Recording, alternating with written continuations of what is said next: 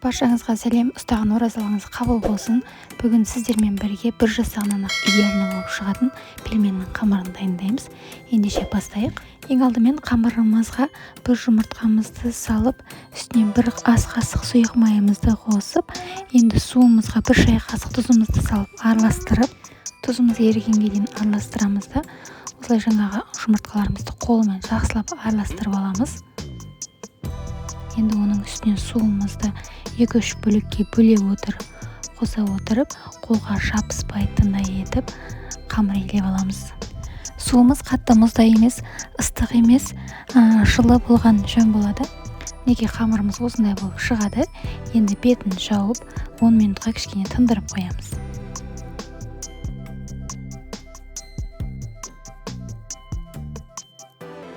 Минут өткеннен кейін қамырымызды тағы қайтарып илеп, бетін жауып, тағы да 20-30 минутқа тындырып қоямыз.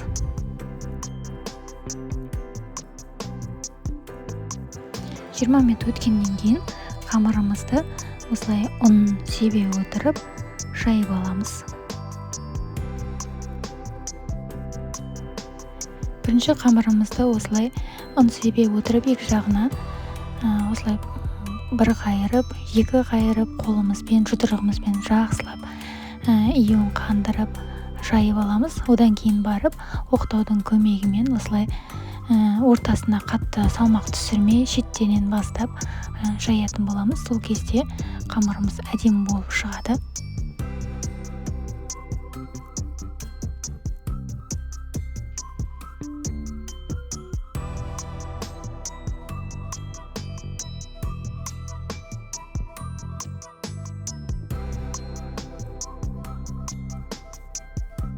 Қамырыңыздың шеті мен ортасы бірдей болсын десеңіз, осылай екі шетін қайырып, жайып алсаңыз, барлығы біртекті болып, қалың болмай, жұқа болмай әдемі болып шығады.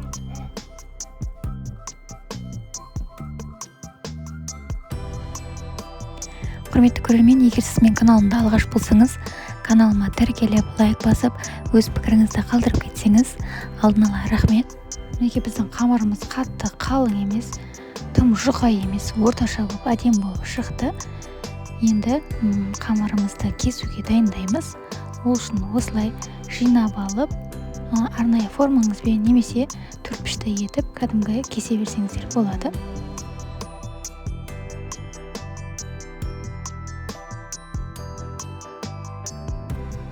Енді қамырымызды бірінің үстіне бірін қойып, осылай формамызбен дөңгелек етіп кесіп шығамыз.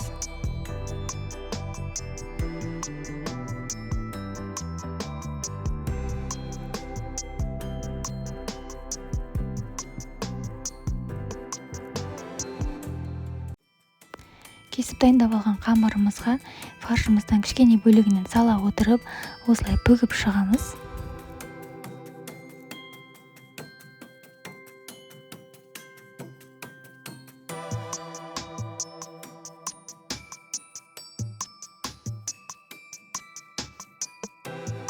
Қалған қамырлардың барлығын осылай бүгіп шығып, дайындап алып, табамызға қойып шығамыз.